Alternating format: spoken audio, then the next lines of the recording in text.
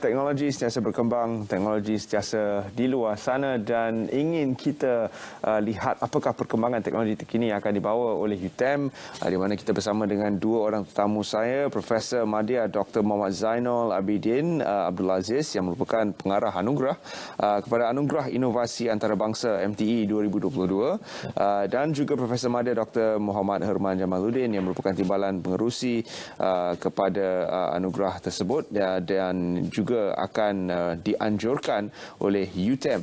Jadi kita mulakan dengan sedikit mukadimahnya. Mungkin kita boleh bincangkan tentang dari mana tercetusnya idea untuk menganjurkan anugerah ini bersempena dengan Malaysia Technology Week. Silakan. Okey, terima kasih Terence. So secara asasnya kita dapat lihat bahawa MTE ataupun Malaysia Technology Expo 2022 ini merupakan satu pameran inovasi dan teknologi di peringkat antarabangsa yang mana ia akan menjadi satu platform bagi mempamerkan hasil inovasi penyelidik daripada pelbagai institusi, sama ada institusi pendidikan, institusi kemahiran di dalam negara dan juga di luar negara, agensi-agensi dan juga industri, serta kita juga turut melibatkan usahawan-usahawan di dalam acara Malaysia Technology Expo ini. Ia juga secara dasarnya disokong oleh 3 kementerian utama seperti Kementerian Pengajian Tinggi, Kementerian Pendidikan Malaysia dan juga Kementerian Sains, Teknologi dan Inovasi. Dan ia akan dianjurkan secara virtual, secara maya dalam tahun ini, tahun yang mungkin tahun yang agak berbeza sedikit dengan tahun 2021 di mana lebih banyak kelonggaran, namun untuk mendapat kepastian dari segi keselamatan penganjurannya adalah secara dalam talian. Mungkin Profesor Dr. Zainal boleh ceritakan sedikit tentang kaedah penganjurannya yang akan berlangsung pada 21 hingga 25 hari bulan Mac. Terima kasih Terence. Sebenarnya penganjuran pada kali ini bersifat maya sepenuhnya di atas talian. Penyertaan sepenuhnya dilakukan secara atas talian. Dari segi penjuriannya juga kita akan lakukan secara atas talian sepenuhnya juga. Walau bagaimanapun penjurian dilakukan oleh ahli-ahli yang pakar dan ahli profesional yang kita akan lantik melalui pemilihan bidang masing-masing. Jadi masih ada masa untuk melakukan submission sehingga 21 Februari? Masih ada.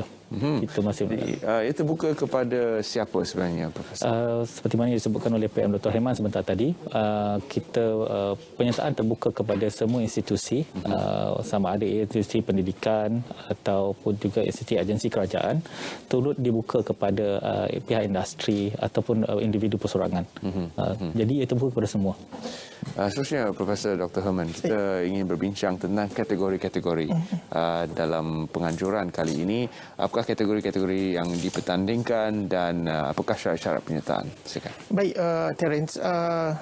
Sebelum tu saya ingin memberitahu bahawa ini merupakan tahun ketiga berturut-turut yang mana Universiti Teknikal Malaysia Melaka telah diamanahkan dalam menjalankan tugas sebagai pengerusi untuk Anugerah Inovasi Antarabangsa, yang mana kita turut dibantu oleh Universiti Multimedia serta pihak Sirim Berhad melalui anak syarikatnya, Sirim Tech Venture Sdn Bhd ataupun STV, di dalam aspek penjurian.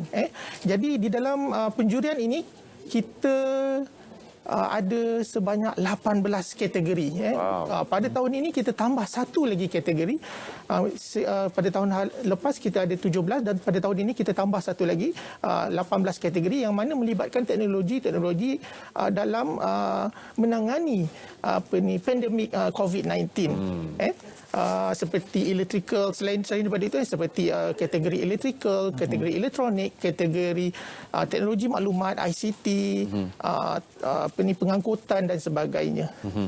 Jadi itu adalah kategori-kategori yang dipertandingkan, dan kalau kita lihat tadi ada sedikit gambaran kategori-kategori tersebut dan juga alat-alat yang dipamerkan.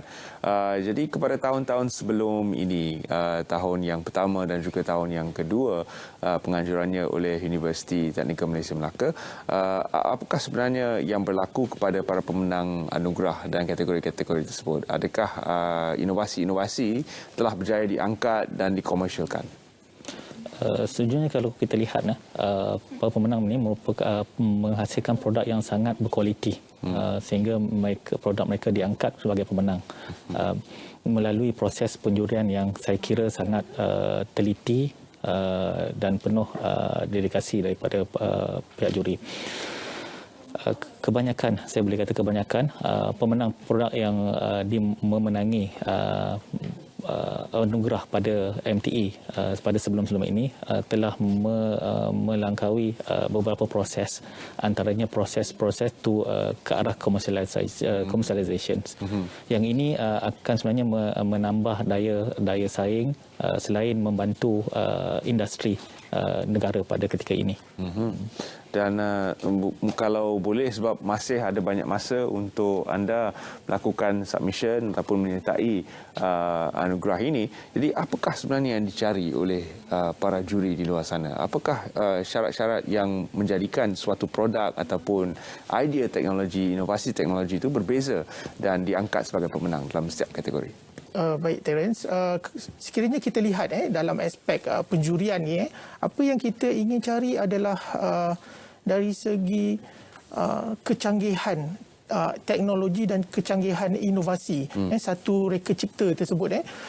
Kita bukan sahaja melihat kepada aspek-aspek ketulinan ataupun novelty.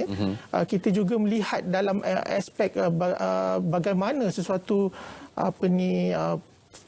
pelan perniagaan, bagaimana memperkembangkan, apakah aspek-aspek dari segi pengkomersialan, bagaimana penglibatan sesuatu produk inovasi tersebut dengan pihak industri, bagaimana penglibatannya ataupun impaknya kepada komuniti ataupun masyarakat, sama ada masyarakat di peringkat nasional, peringkat Malaysia, negara, ataupun di peringkat antarabangsa. Kerana ia juga melibatkan penyertaan lebih daripada 20 negara, seperti Ukraine, Poland, even tahun lepas kita ada dua penyertaan daripada Amerika Syarikat. Jadi di sini ia merupakan satu landasan terbaik dalam kita melihat aspek-aspek teknologi terkini yang dibangunkan oleh sesebuah negara. Jadi di situlah dari segi kita sebagai jawatankuasa penjurian anugerah antarabangsa, kita mahu melihat bagaimana sesuatu inovasi yang mempunyai nilai komersial yang tinggi dan juga impak kepada komuniti untuk kita ketengahkan dan untuk kita berikan satu anugerah, sama ada ia merangkumi anugerah pingat gangsa, pingat perak dan juga pingat emas, serta beberapa pingat anugerah khas yang turut diberikan bukan sahaja daripada dalam negara, juga daripada luar negara serta persatuan-persatuan inovasi di peringkat dunia. Baik, Profesor Dr. Zainul, mungkin kita boleh perincikan apakah hadiah-hadiah yang menanti para pemenang? Okey. Dalam MTA 2022, selain di aktiviti seperti pameran secara maya, selain daripada perkongsian ilmu yang dijalankan secara webinar ataupun forum, begitu juga sesi padanan perniagaan. 3 anugerah utama yang dirangka, iaitu anugerah inovasi antarabangsa sendiri untuk 2022, anugerah inovasi belia antarabangsa 2022 dan juga anugerah inovasi pentadbiran awam 2022. Melalui MTE, rancangan MTE 2022, tahun ini juga akan dirancang anugerah baru, iaitu MTE Advanced Healthcare dan Life Science Internationals. Selain itu juga turut dilangsungkan untuk kali ketiganya MTE 2022 COVID-19 International Award dan juga MTE Sustainable Development Goal International Award, dan julung-julung kalinya untuk tahun ini khusus untuk Borneo dicadangkan MTE Borneo International Award. Jadi sememangnya ini adalah langkah awal kepada mengenali produk-produk berinovasi tinggi dan juga proses-proses berinovasi tinggi. Bukan saja produk, proses juga diambil kira. Jadi sekiranya anda mempunyai sebarang inovasi yang ingin dikongsikan yang anda rasa adalah sesuai untuk dipertandingkan ataupun anda bangga dengan inovasi anda, tidak kira sama ada dari agensi, kerajaan ataupun swasta, sila calonkan inovasi dan juga rekaan anda kerana masih ada sehingga 21 hari bulan Februari untuk mendaftar. Jadi bagaimana prosesnya untuk mencalonkan sesuatu inovasi untuk anugerah ini, Profesor Dr. Herman? Baik, sekiranya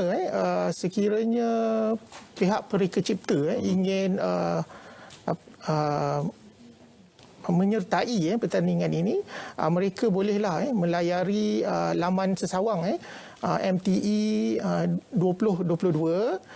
Di sana kita ada menyediakan satu platform, platform khas yang mana pihak ataupun peserta-peserta boleh memasukkan dokumen-dokumen yang diperlukan seperti video, seperti dokumen-dokumen sokongan lain seperti perlindungan harta intelek, perancangan perniagaan dan sebagainya. Kerana kita melaksanakan acara ini secara maya.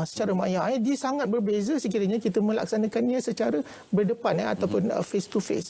Jadi di situlah pihak penjurian memerlukan data-data tersebut untuk dinilai. Dan dalam masa yang sama, kita juga pihak jawatankuasa melalui juri-juri ataupun pakar-pakar yang kita lantik daripada pakar-pakar bidang di universiti awam ataupun universiti swasta, serta digabungkan dengan juri-juri daripada industri.